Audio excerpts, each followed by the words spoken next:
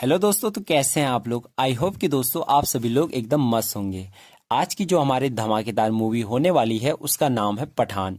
Movie बहुत ही ज़्यादा लोगों को पसंद आ रही है। आपको एक ना एक बार इसे ज़रूर देखना चाहिए। तो दोस्तों बिना किसी देरी के शुरू करते हैं अपनी धमाकेदार मूवी को। मूवी स्टार्ट होती है और हमें दिखाया जाता है कि इंडिया ने धारा 370 को हटा दिया है। इस बात को लेकर पाकिस्तान को बड़ी ही खुजली मची रहती है। वह बहुत ही आग बबूला हुआ रहता है। पाकिस्तान का जनरल इस बात को लेकर इस मूवी का जो विलन होता है जॉन अब्राहिम, जिसका इसमें नाम जिम होता है, उसे कॉल करता है और इंडिया को तबाह करने का कॉन्ट्रैक्ट देता है। जिस पर जिम उससे बोलता है कि वह 3 साल के अंदर भारत को घुटनों पर झुका देगा।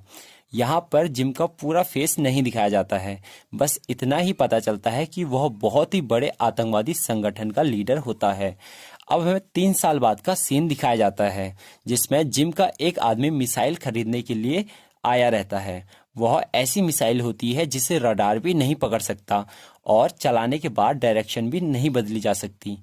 वो दोनों बातें कर ही रहे होते हैं कि तभी उनका एक आदमी उनके पास आता है और बोलता है कि एक आदमी आया है जो रुबई के बारे में पूछ रहा है। उसका हम लोग वीआईपी ट्रीटमेंट कर रहे हैं। वीआईपी ट्रीटमेंट का मतलब है वो लोग उसे मार रहे होते हैं, जो होता है हमारा हीरो पठान। अब हमारा जिम का वो आदमी पठान के पास जाता है। यहाँ पर उसे पता चलता है कि पठान अभी जिंदा है। फिर वो उसे बंदूक से मारने की कोशिश करता है पर नहीं मार पाता। यहाँ पर बहुत ही जबरदस्त एक्शन सीन होता है। पठान एक के बाद एक उन सभी को मारने लगता है और फिर बाद में जिम के उस आदमी को हेलीकॉप्टर से बांधकर उड़ाकर अपने साथ लेकर चला जाता है। अब हमें अगले सीन में जोकर का हेडक्वार्टर दिखाया जाता है। जोकर इंडिया का एक ऐसा संगठन है जो टेररिस्टों के खिलाफ लड़ता है। वह ऐसा काम करने की काबिलियत रखता है जो कोई नहीं कर सकता। अब जोकर के टीम वालों को रुबई की लोकेशन का पता चल जाता है। रुबई एक लड़की का नाम होता है जो उस समय पेरिस में थी। फिर जोकर का लीडर, जिन्हें पूरी मूवी में मैम करके ही बोला गया है, वो और उनका एक साथी पेरिस के लिए निकल जाते हैं। रास्ते में जोकर टीम का वो आदमी मैम से पठान के बारे में पूछता है कि आखिर पठान है कौन और क्यों आखिर में लोग उसके बारे में कोई बात नहीं करते। फिर हमारी मैम उसे बताते हुए बोलती है कि 2 साल पहले एक मिशन के दौरान पठान बुरी तरह से घायल हो गया, जिसके बाद कई दिनों तक वह कोमा में भी रहा। जिस पर हमें ऐसा लगा कि पठान का चैप्टर अब क्लोज हो चुका है। पठान के ठीक हो जाने के बाद जब मैं उससे मिलने के लिए गई, तब तक पठान पूरी तरह से ठीक हो चुका था और उसी ने जोकर संगठन बनाया और मुझे उसका लीडर भी। इसमें उन लोगों को रखा गया जो इंडिया के सोल्जर किसी न किसी मिशन के दौरान घायल हो गए थे, पर उनके अंदर देशभक्ति अभी भी थी। इस प्रकार उन्होंने जोकर संगठन को खड़ा किया। आगे मैम उसे बताते हुए बोलती है कि एक दिन दुबई में इंडिया के प्रेसिडेंट जाने वाले थे। उनके साथ 2 साइंटिस्ट भी थे। दुबई में जिम का निशाना प्रेसिडेंट पर था, ऐसा उन्हें खबर मिलती है, जिस पर वो लोग प्रेसिडेंट की सुरक्षा बढ़ा देते हैं। पर ऐसा सब जिम की चाल थी। उनका असली निशाना प्रेसिडेंट नहीं बल्कि साइंटिस्ट थे। जिम ने साइंटिस्टों पर हमला किया और उन्हें वहां से ले गया। पठान ने उन्हें रोकने की कोशिश की पर वह उन्हें नहीं रोक पाया। आगे मैम उसे जिम की स्टोरी बताती है और बोलती है कि जिम भी पहले हमारी तरह देश का बहुत बड़ा सेवक था। वो देश के लिए कुछ भी कर सकता था। उसने बहुत सारे मिशन भी पूरे किए, पर एक दिन उसे और उसकी वाइफ को टेररिस्टों ने पकड़ लिया। उसकी वाइफ के पेट में उसका बच्चा भी था। टेररिस्टों ने उनके बदले हमारी सरकार से 10 करोड़ रुपए मांगे, पर हमारी सरकार उनकी जान के बदले 10 करोड़ रुपए भी नहीं दे पाई। फिर उन्होंने उसकी वाइफ को मार दिया और उस दिन के बाद उसका हम पर से विश्वास उठ गया और वह ऐसा इंसान बन गया। उसकी बॉडी भी हमें नहीं मिली। हमें ऐसा लगा कि वह मर चुका है। फिर हमारी सरकार ने उसे वीर पुरस्कार भी दिया। आगे मैम बताती है कि हमें एक दिन रूबीना खान के बारे में पता चला, जो कि जिम की टीम में थी। अब पठान उसका पीछा करता है, पर यहाँ पर जिम पठान को फंसा देता है। ये सब जिम की ही चाल थी। अब जिम अपने आदमियों से पठान को मारने को कहता है और वहां से चला जाता है। जिम के लोग पठान को मारने वाले होते हैं, पर रूबीना पठान को मरने से बचा देती है और पठान का साथ देती है और किसी प्रकार वो दोनों वहां से बच निकलने में कामयाब हो जाते हैं। अब रूबीना पठान से बोलती है कि जिम एक केमिकल के पीछे पड़ा हुआ है जिसका नाम रक्त बीज है। हमें उसे वहां तक पहुंचने से पहले रक्त बीज को चुराना पड़ेगा। पर रक्त बीज को चुराना बहुत ही मुश्किल है। वो एक ऐसे लॉकर में रखा हुआ है जिसे तोड़ना, जलाना, फोड़ना नामुमकिन है। बस उसे खोला जा सकता है। किसी प्रकार हमारा पठान अपना दिमाग लगाकर रक्त बीज तक पहुंच जाता है। फिर वह रक्त बीज लेकर रूबीना को दे देता है। पर रूबीना उसके साथ धोखा करती है। वह जिसके सहारे ऊपर आ रहा होता है, रूबीना उसे जला देती है और वहां से चली जाती है। यहाँ पर हमारा पठान पूरी तरह से फंस जाता है। दरअसल जिम के लिए रक्त बीज चुराना मुश्किल था, पर हमारे पठान के लिए मुश्किल नहीं था, इसलिए उसने ये सब प्लान किया था। पठान ने रशिया में रक्त बीज की चोरी की थी। अब वहां की पुलिस जोकर के लीडर से पूछती है, यानी इंडिया के लीडर से पूछती है कि क्या यह तुम्हारा आदमी है, जिस पर वो लोग मना बोल देते हैं और वहां पर पुलिस उसे ऐसे लोगों के बीच में छोड़ देती है जिन्हें उन्होंने किसी न किसी कारण से पकड़ा था। अब पठान की फाइट उन लोगों से होती है और यहाँ पर उसकी हेल्प करने के लिए हमारे सल्लू भाई की एंट्री होती है। फिर वो दोनों मिलकर उन सबको मारते हैं। यहाँ पर बहुत ही जबरदस्त 10-15 मिनट का एक्शन सीन भी दिखाया जाता है। इस प्रकार हमारा पठान वहां से बच निकलने में कामयाब हो जाता है। अब हम अपने प्रेजेंट में आते हैं और हमें दिखाया जाता है कि मैम और उनका साथी पठान से मिलते हैं और वो उसे रूबीना की लोकेशन भी शेयर करते हैं।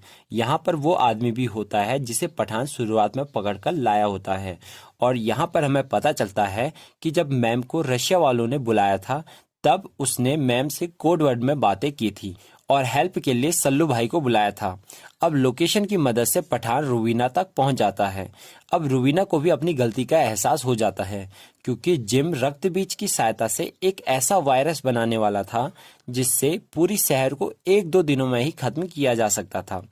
वो ये सब पठान को बताती है और उससे उस पर एक बार और ट्रस्ट करने को बोलती है और पठान उस पर एक बार ट्रस्ट भी कर लेता है। रूबीना उसे बताती है कि जिम कल साइंटिस्टों से मिलने वाला है। अब हमें सीधा उसी दिन का सीन दिखाया जाता है। जिम साइंटिस्टों से जबरदस्ती करके 2 वायरस बना देता है। उसके पास 2 गोले जैसे होते हैं जिसमें वायरस रखे होते हैं। अब हमारा पठान उसे रोकने के लिए वहां पर आता है और यहाँ पर बहुत ज्यादा फाइट होती है। इसी बीच एक वायरस का गोला रूबीना के हाथ में भी लग जाता है, पर जिम के पास अभी भी एक वायरस का गोला जैसा था। अब इंडिया के साइंटिस्ट उस गोले को खोलकर उस पर रिसर्च करते हैं, पर उन्हें वहां कुछ भी नहीं मिलता है। पर उनकी सोच से कहीं ज्यादा आगे जिम की सोच थी। उस गोले में से इनविजिबल तरीके से वायरस उनकी बॉडी में घुस चुका था। अब मैम और कुछ साइंटिस्ट उसकी चपेट में भी आ चुके थे। उनकी बॉडी धीरे धीरे खराब जैसी हो रही थी। वो सब अब डिसाइड करते हैं कि वो खुद को गोली मार देंगे ताकि वायरस बाहर ना फैले। फिर वो खुद को गोली मारकर वहां पर ब्लास्ट करा देते हैं जिससे कि सारे वायरस खत्म हो जाते हैं। अगले सीन में जिम इंडिया आर्मी के बड़े बड़े अफसरों से कश्मीर को पूरी तरह से खाली करने को बोलता है और बोलता है कि अगर उन्होंने ऐसा नहीं किया तो वह इंडिया के बड़े बड़े शहरों में ये वायरस फैला देगा और वो उन्हें 24 घंटे का टाइम भी देता है। अब हमारा पठान उस आदमी से पूछताछ करता है जिसे वो पहले पकड़कर लाया हुआ होता है, पर उसे कुछ भी नहीं पता होता है। उसे बस जिम ने मिसाइल का सौदा करने के लिए भेजा होता है। अगले सीन में पाकिस्तान का जनरल कादिर जिम से मिलता है और इंडिया पर मिसाइल फेंककर इसे तबाह करने के बारे में सोचता है। इसके बदले वह जिम को पैसे भी देने वाला होता है। तभी उन्हें पता चलता है कि कहीं एक और रक्त बीज आ चुका है। अब जिम अपने लोगों को वहां पर भेजता है, पर वह रक्त बीज नहीं होता बल्कि एक एनिमेशन होता है जिसे पठान की टीम वालों ने बनाया होता है। पठान के लोग उन्हें पकड़ लेते हैं और उनकी हेल्प से जिम के लैब तक पहुंच जाते हैं जहां जिम होता है और उन पर बंदूक तान देते हैं, पर जिम मिसाइल को एक्टिवेट करने में सफल हो जाता है। इसी के साथ यहाँ पर तगड़ी फाइट चलती है और किसी प्रकार जिम वहां से फ्लाइंग सूट लेकर वहां से चला जाता है। फिर हमारा पठान उसका पीछा करने के लिए फ्लाइंग सूट पहन लेता है और उसका पीछा करता है।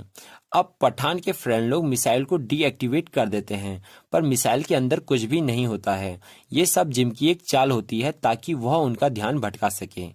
अब किसी प्रकार उन्हें पता चलता है कि जिम ने रक्त बीज को एक प्लेन में छुपाकर रखा है जो कुछ ही मिनटों में पूरी तरह से फैल जाएगा।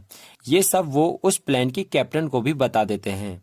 रक्त बीज पर टाइमर लगा हुआ होता है जिसे रोकने का रिमोट केवल जिम के पास होता है। और इधर जिम और पठान एक लकड़ी के घर में फाइट कर रहे होते हैं। जिम ने रिमोट को अपने कंधे पर रखा हुआ होता है जिसे पठान छीनने की पूरी कोशिश करता है। और इधर रक्त बीज को पूरी शहर में फैलने से रोकने के लिए प्लेन को उड़ाने का प्लान बनाते हैं और एक मिसाइल भी लॉन्च कर देते हैं। पर टाइमर खत्म होने से पहले पठान उस रिमोट को छीनकर उसे बंद कर देता है। फिर टाइमर बंद हो जाता है जिसे देखकर वह मिसाइल की डायरेक्शन को बदल देते हैं और इस प्रकार सभी लोग बच जाते हैं। और फिर पठान जिम को अच्छे से धो देता है और अब जिम पहाड़ी से नीचे गिरने वाला होता है।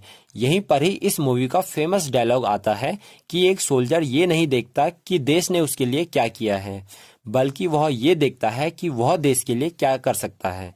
इसी के साथ वह उससे उसका वीर पुरस्कार भी छीन लेता है जो भारत सरकार ने उसे दिया था। इसी के साथ दोस्तों यहाँ पर मूवी की हैप्पी एंडिंग होती है। दोस्तों आपको यह वीडियो कैसी लगी कमेंट बॉक्स में जरूर बताएं और ऐसे ही नए वीडियो पाने के लिए वीडियो को लाइक और चैनल को सब्सक्राइब जरूर करें। मिलते हैं किसी नए धमाकेदार मूवी के साथ, तब तक के लिए बाय बाय।